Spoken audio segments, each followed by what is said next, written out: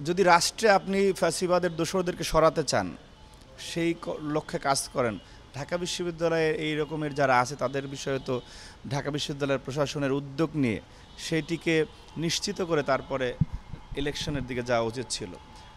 আবার আপনি দেখবেন যে যে ভোটার তালিকা প্রকাশ করা হয়েছে সেখানে ছাত্রলীগের অসংখ্য পোস্টেড নেতারা রয়েছে যে যারা ডাকসুর ভোটার হয়েছে, যেটি জুলাইয়ের চেতনার পরিপন্থী।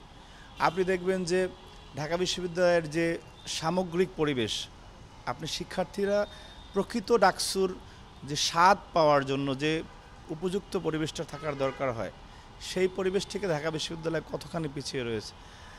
সর্বশেষ ছাত্রদল নেতা শাহরি আলম সাম্য হত্যাকাণ্ড, তার আগে তোফাজ্জল হত্যাকাণ্ড ঘটেছে, ইভেন খুনি হাসিনার সময়ও ঢাকা বিশ্ববিদ্যালয়ে 9 মাসে 2টি লাশ পড়েনি, এখন পড়েছে। এইরকম একটি সময় এসে দেখবেন যে শেখ হাসিনার মোটিভ পুড়িয়ে দেওয়া হচ্ছে। আপনি এই সায়েন্স ফ্যাকাল্টিতে কারো লাশ মেরে তারপর ঝুলিয়ে রাখার ঘটনা ঘটেছে, এবং অনেক সময় দেখা গেছে যে ছাত্রলীগের অনেক নেতাকর্মী অনেকভাবেই প্রকাশ্যে চলে আসছে। ঢাকা বিশ্ববিদ্যালয়ের শিক্ষার্থী সংসদেও আমরা ছাত্রলীগের নেতাকর্মীদের উপস্থিতি দেখতেছি। এবং আমরা 2টি মামলা করেছিলাম খুনি হাসিনার ফ্যাসিবাদী নিষিদ্ধ ছাত্র সংগঠন ছাত্রলীগের নেতাকর্মীদেরকে আসামি করে, যে যারা দীর্ঘ সময়ে সাধারণ শিক্ষার্থী এবং আপনার গণতান্ত্রিক বিভিন্ন ছাত্র সংগঠনের উপর হামলা করেছে, সেই আসামিদেরকে ভোটার লিস্টে রেখে তারপরে ডাকসুর ভোটার তালিকা প্রকাশ করা হয়েছে। সুতরাং আপনি যে আকাঙ্ক্ষার উপরে আজকে ডাকসু হতে যাচ্ছে, সেই আকাঙ্ক্ষার বিপরীতধর্মী কাজ করে আপনি একটি আকাঙ্ক্ষার ডাকসু উপহার দিবেন, এটা আমার কাছে বিশ্বাসযোগ্য মনে হয় না। এবং এইটি প্রগতিশীল এবং গণতান্ত্রিক চিন্তার ছাত্র সংগঠনগুলো বিশ্বাস করে না যে ঢাকা বিশ্ববিদ্যালয়ের কর্তৃপক্ষ প্রকৃতভাবেই ফ্যাসিবাদের দোসরদেরকে ঢাকা বিশ্ববিদ্যালয়ে সরানোর জন্য আন্তরিক কিনা, তাহলে তো তারা উদ্যোগ নিত। পাশাপাশি আরেকটি বড় বিষয় রয়েছে যে ডাকসুর গঠনতান্ত্রিক সংস্কারের জন্য, মৌলিক এবং কাঠামোগত কিছু সংস্কারের জন্য ছাত্র সংগঠনগুলি প্রায় সবাই মতামত দিয়েছে। এবং একটি বৃহৎ ছাত্র সংগঠন হিসেবে জাতীয়তাবাদী ছাত্রদল আমরা মোটা দাগে 40টি সংস্কার প্রস্তাবনা এবং প্রায় 377টি খুঁটিনাটি সংস্কারের প্রস্তাবনা আমরা ঢাকা বিশ্ববিদ্যালয় কর্তৃপক্ষকে দিয়েছিলাম। সেখানে তারা 2-1টি ছাড়া, যেগুলি তাদের মন মতো হয়, তাছাড়া কোনো সংস্কার প্রস্তাবনাই তারা গ্রহণ করেনি। যেমন আপনি দেখবেন যে বিদ্যমান ঢাকা বিশ্ববিদ্যালয় আদেশ 1973 সালের যে অধ্যাদেশ অনুযায়ী আপনি ঢাকা বিশ্ববিদ্যালয়ের যে ভিসি, সে পদাধিকার বলে ডাকসুর সভাপতি থাকবেন। সেইখানে প্রায় সকল ছাত্র সংগঠনগুলি অভিন্ন মতামত দিয়েছিল যে শিক্ষার্থীদের সরাসরি ভোটে ঢাকা বিশ্ববিদ্যালয়ের সভাপতি নির্বাচিত হবে ছাত্র সংসদের। কিন্তু যাকে রাখা হচ্ছে, মানে যিনি পদাধিকার বলে থাকছেন, এবং হল সংসদের প্রাধ্যক্ষ পদাধিকার বলে সভাপতি হবেন হলের, সেখানে তো এবং এই মানে যে সংবিধান যে ডাকসুর, সেখানে স্পষ্টত উল্লেখ করা আছে যে সভাপতি ইচ্ছা করলে যে কোনো সময় বিদ্যমান সংসদ ভেঙে দিতে পারবেন। তো এই ধরনের একটি কর্তৃত্ববাদী অবস্থা, অর্থাৎ আপনি ব্যক্তি হিসাবে অনির্বাচিত পদাধিকার বলে আছেন, কিন্তু আপনি একটি নির্বাচিত সংসদকে ভেঙে দিতে পারবেন। এই ধরনের কন্ট্রোভার্সিয়াল একটা বিষয়, এই ধরনের সাংঘর্ষিক একটি বিষয়কে আমরা সামনে নিয়ে এসেছিলাম, সেটি তারা এখন সংস্কারের উদ্যোগ নেয়নি। পাশাপাশি আপনি দেখবেন যে নারীদের প্রতিনিধিত্ব নিশ্চিত করার জন্য সহসভাপতি পদে এবং সহসাধারণ সম্পাদক পদে আমরা পদ সৃষ্টি করে রাখার কথা বলেছিলাম। কোনো কিছুতেই কোনো ধরনের কর্ণপাত না করে আপনি একচেটিয়াভাবে, আমার কাছে মনে হচ্ছে যে আজকে ঢাকা বিশ্ববিদ্যালয়ের যে ভিসি, তাকে নিয়ে অভিযোগ রয়েছে যে আপনি দেখবেন যে ফ্যাসিবাদী শাসন ব্যবস্থায় ঢাকা বিশ্ববিদ্যালয়ে যারা ভিসি হতো তারা খুনি হাসিনার আশীর্বাদ পুষ্ট ছাড়া কারো হওয়ার সুযোগ ছিল বলে কোনো সুযোগ ছিল না।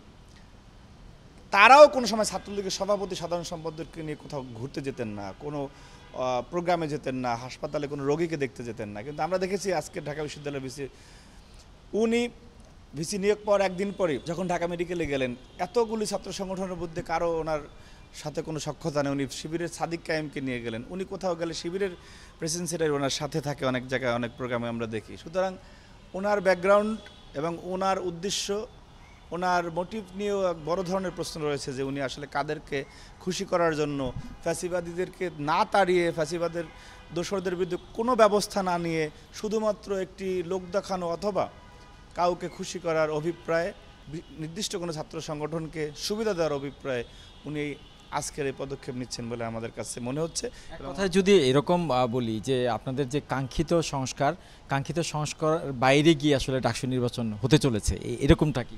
শুধুমাত্র ছাত্রদলের কাঙ্ক্ষিত সংস্কার না, কোনো ছাত্র সংগঠনেরই যেটি প্রস্তাবনা দিয়েছিল সেই প্রস্তাবনার সেই কাঙ্ক্ষিত সংস্কার না করেই একচেটিয়াভাবে ঢাকা বিশ্ববিদ্যালয়ের প্রশাসন তাদের মন মতো চলছে, এটা তাদের কাজকর্মে স্পষ্টত।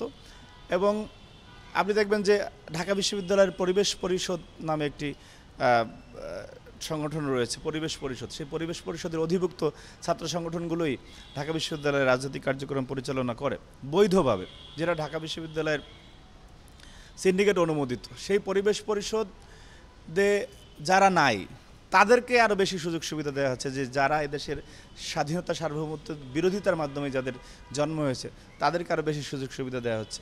আমরা দেখেছি যে ছাত্রী সংস্থা, মানে তারা কারা, তারা আসলে তারা তো কোনো অন্তর্ভুক্ত বা তারা কোনো রিকগনাইজ ছাত্র সংগঠন না, তাদেরকেও ঢাকা বিশ্ববিদ্যালয়ের ভিসিকে আমরা মিটিং করতে দেখছি। সুতরাং মধ্যে তো আসলে সব তর্ক বিতর্কের বাইরে কিন্তু ইতিমধ্যে 9 তারিখে মনে হয় তারিখ ঘোষণা করা হয়ে গেছে নির্বাচনে। এই যে তারিখ ঘোষণা হলো, আপনাদের নির্বাচনে অংশগ্রহণ করা, ডাকসুর ভবিষ্যৎ যদি এক কথায় জানতে চাই, কি বলবেন? ডাকসুর ভবিষ্যৎ, ডাকসু হোক সেটা তো আমাদের প্রাণের চাওয়া। ডাকসু হোক, ডাকসুর মাধ্যমেই এবং ছাত্র সংসদের মাধ্যমেই আপনি ছাত্রদল জনপ্রিয় ছাত্র সংগঠনে পরিণত হয়েছে সারা দেশে। সেই 90-তে যে সর্বশেষ যেটি নিরপেক্ষ ডাকসু নির্বাচন হলো, সেখানে ছাত্রদলের নিরঙ্কুশ সংখ্যাগরিষ্ঠতায় কিন্তু সারা বাংলাদেশে ছাত্রদল জনপ্রিয় ছাত্র সংগঠন হয়।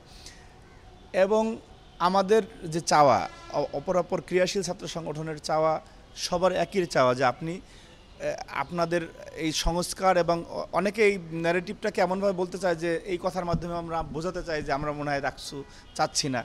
আপনি যেরকম রাষ্ট্রের সংস্কার এবং নির্বাচন সমান্তরালি এগিয়ে যাচ্ছে, এখানে আপনি কাজগুলি করতেন, পাশাপাশি নির্বাচনের দিকে যেতেন, সেটি তো প্রশ্নবিদ্ধ হতো না। কিন্তু আপনি ওই ধরনের একটি অনুকূল পরিবেশ সৃষ্টি না করে আজকে যদি যে ছাত্রলীগের যারা ভোটার হিসাবে আছে, আপনি দেখবেন যে খুনি হাসিনা যাওয়ার পরে ঢাকা বিশ্ববিদ্যালয়ে একটা মাত্র সেশন নতুন ভর্তি হয়েছে। আগের সেশনগুলির প্রত্যেকটি সেশনে, second year, third year, fourth year এবং মাস্টার্সের প্রত্যেকটি সেশনে ছাত্রলীগের অসংখ্য পোস্টেড নেতাকর্মী রয়েছে যারা এখনও হলে থাকে। তো যারা এই যে দীর্ঘ সময়ে আমাদের গণতান্ত্রিক বিভিন্ন ছাত্র সংগঠনের উপরে নির্মমভাবে হামলা করলো, আমাদের অনেককে পঙ্গু করে দিল, আমরা তার বিচার চাইবো না? বিচার চাইলে কি মনে হবে যে আমি ডাকসু যাচ্ছি না? আমরাই তো ডাকসুর জন্য ঢাকা বিশ্ববিদ্যালয়ের প্রশাসন যে কয়েকবার বসেছে, আমরা সূক্ষ্মভাবে তাদেরকে সেই গঠনতান্ত্রিক প্রস্তাবনা, সংস্কার প্রস্তাবনা, তাদেরকে সব ধরনের সহযোগিতার কথা আমরা বলেছি। আমাদের আলোচনায় সেগুলি ছিল, আমাদের আগ্রহ ছিল, কিন্তু সেই অনুযায়ী তাদেরও তো একটি রেসপন্সের বিষয় রয়েছে। সেই জায়গা থেকে প্রচণ্ড রকম ঘাটতি আমরা দেখতে পেয়েছি, এবং একচেটিয়াভাবে তারা বিশেষ কোনো এজেন্ডাকে বাস্তবায়নের জন্যই তাদের সিদ্ধান্তগুলো নেয়। এই জায়গাটাই আমাদের হতাশা, এবং সাধারণ শিক্ষার্থীরা মনে করে যে আমাদের ভোটে যে প্রকৃত এবং গণতান্ত্রিক চর্চার ডাকসু হবে, সেটির আদৌ প্রতিফলন হয় কিনা সেই বিষয়ে একটা বড় ধরনের শঙ্কা রয়ে গিয়েছে। কারণ সর্বশেষ ডাকসুতে আমরা দেখেছি, ডাকসুর যিনি সহসভাপতি আছেন তিনি তার মেয়াদকালে একদিন অফিসে বসতে পারেন না। সুতরাং আপনি 19-এর মতো একটি ব্যর্থ অকার্যকর ডাকসু উপহার দেওয়ার দিকে যাতে ঢাকা বিশ্ববিদ্যালয় প্রশাসন এগিয়ে না যায়, সকল চিন্তাকে মাথায় নিয়ে একটি প্রকৃত গণতান্ত্রিক ডাকসু যাতে শিক্ষার্থীরা পায়, সেদিকে ওনাদের মনোনিবেশ করা উচিত বলে আমি মনে করছি।